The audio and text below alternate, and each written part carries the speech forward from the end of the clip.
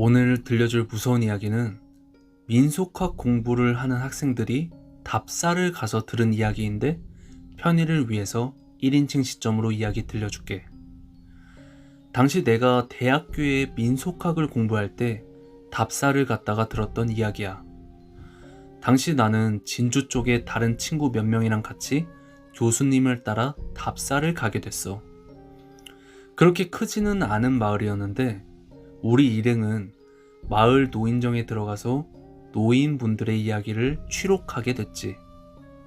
보통 노인정에서 취록을 하면 그 마을에서 옛날부터 내려오는 이야기나 유래, 선앙당이나 장승, 하다못해 산이나 저수지에 얽힌 이야기들을 들을 수 있었어. 민속학을 연구를 하고 있다면 그보다 더 좋은 기회도 없는 셈이었지. 근데 어째서인지 그 마을 분들은 이야기를 꺼리시더라고. 대부분 취록은 학생들 단계에서 끝나기 마련이었는데 결국 그날은 시간이 너무 오래 걸려서 교수님이 직접 나셔서 부탁을 해주셨어. 그러자 마을 어르신 중에 흰 수염을 길게 기르신 한 분이 머뭇거리시면서 입을 여셨는데 그건 오래전에 이 마을 근처에서 목격되던 것에 대한 이야기였어. 새마을 운동이랑 농촌 개량 운동이 본격적으로 진행되기 전에 지붕이 슬레이트가 아니라 기와랑 초가로 이루어질 무렵이었다고 해. 지금은 1차선 도로가 나 있는 마을 어귀에는 원래 갈림길이 있어서 왼쪽 길은 산속으로, 오른쪽 길은 마을로 가는 길이었는데 그 길은 옛날부터 있었던 길은 아니었고 할아버지의 할아버지 때 만들어진 것이었다고 하시더라고.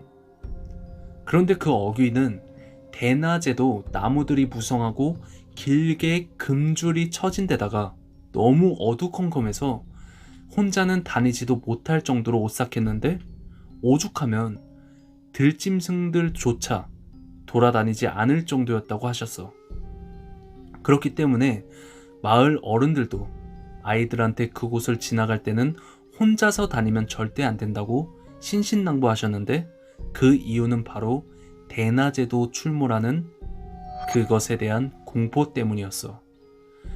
그것이 귀신인지 도깨비인지는 알 수 없었는데 가끔 심한 악취가 나면서 벌레조차 울지 않을 때가 오는데 그때는 정말 조심해야 한다는 것이었지. 이야기를 해주신 할아버지가 이 이야기를 처음 들었던 건 이승만 대통령이 막 권좌에서 물러날 무렵이었다고 해.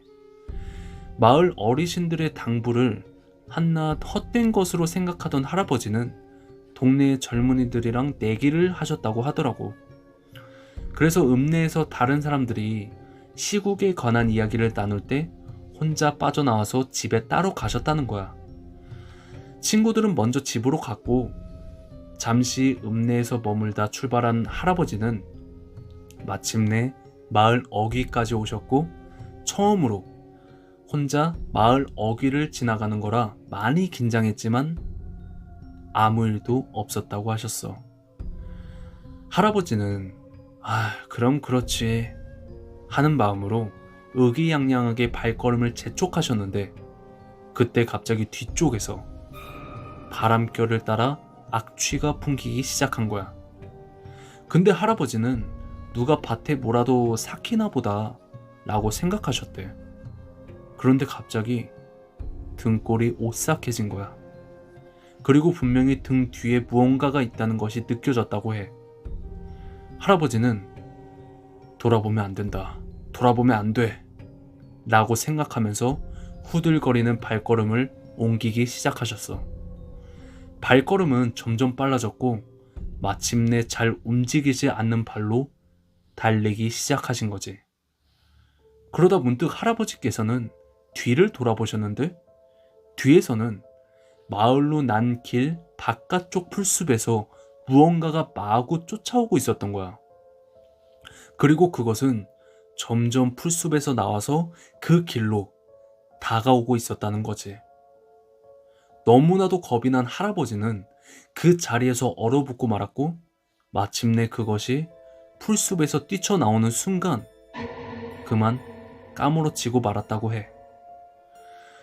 그 후 할아버지가 정신을 차리신 건 사라진 할아버지를 찾기 위해서 마을 어른들이 톱불을 들고 온 한밤중이었다고 했는데, 할아버지는 그것까지만 말하고 입을 닫으셨어.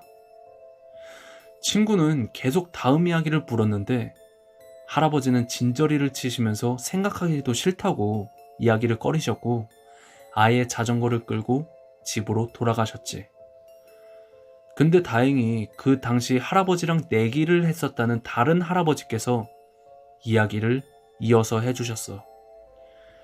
당시 그 할아버지는 너무 놀라서 정신을 잃었던 것이어서 읍내의 병원에 갔다고 해. 병원에서는 정신적으로 너무 놀라서 그렇다며 안정을 취하라는 말만 하고 별다른 처방은 하지 않았고, 다행히 얼마 지나지 않아서 할아버지는 의사의 말처럼 평소의 모습으로 돌아왔다고 하셨어. 근데 그 후에도 할아버지는 그날 보셨던 것에 대해서는 결코 이야기하지 않으셨다고 해. 그리고 세월이 흘러서 새마을 운동으로 신장로가 나고 1차선이기는 해도 포장된 도로가 깔리면서 마을 어귀의 갈림길이 사라지자 가장 속 시원해 하던 것은 바로 그 할아버지였대. 그리고 그쯤에야 술 한잔 기울이면서 그때 할아버지가 봤던 것에 대한 이야기를 들을 수 있었는데, 할아버지가 보셨던 건 시커먼 사람이었다고 하더라고. 온몸이 완전히 썩어서 온통 까맸고 썩은 몸에서는 악취가 진동했던 거야. 게다가 다리는 썩어서 떨어진 건지 허리까지만 남은 몸을 팔로 미친 듯이 기어서 할아버지를 따라오고 있었다는 거지. 근데 정작 할아버지를 기절초풍하게 만든 것은 눈이었어. 이미 썩어서 눈알은 떨어지고 퀭하게 눈구멍만 남은 그 눈이 분명히 할아버지를 향해 똑바로 바라보면서 미친 듯이 기어오고 있었다는 거야. 그 이야기를 듣고 학생들 뿐만 아니라 교수님까지 모두 떨떠름한 표정으로 그 마을에서의 답사를 마칠 수밖에 없었어. 답사를 마치고 시내버스에 올라타고 터미널로 향하면서 학생 중에 한 명이 교수님한테 그것의 정체를 물어봤었는데, 그때 마침 버스에 타고 계시던 나이 지긋한 비구니 스님께서 이야기에 끼어드시더라고. 어디 마을이라고요? 지금이야 별 이름도 없지만 옛날에는 유명했죠. 일제시대 전인가? 옛날에 그 마을에서 큰 돌림병이 돌았어요. 마침 그때 가뭄도 겹쳤답니다. 먹기 살기도 힘든데 병까지 도니까 병에 걸린 사람들을 모아다가 산에다 버리고 마을에 금줄을 쳤었다는 거죠. 그때 돌아가신 분들의 공양을 스님의 절에서 하고 있어서 그때 이야기는 아직도 전해 내려와 잘 알고 있다는 말씀이셨어. 교수님께서는 이 이야기를 듣자 과연 이라고 하시면서 고개를 끄덕이셨지. 그리고 학생들이 무슨 말인지 궁금해하니까 교수님은 이렇게 말하셨어. 자네들 집에 가면 조선말 고종 14년에 무슨 일이 있었는지 한 번씩 찾아들 보게나. 그 중에 성격 급한 친구 몇몇은 바로 그 자리에서 스마트폰을 꺼내서 검색을 하기 시작했고, 곧 이어 마른 침을 삼켰어. 그리고 나머지 친구들 역시 그것을 보고 고개를 끄덕일 수밖에 없었지. 1877년 고종 14년 삼남지방 대기근 역병 창궐. 그 검은 사람은 그 당시에 역병에 걸려 죽었던 사람이었을까? 오늘 이야기는 여기까지야.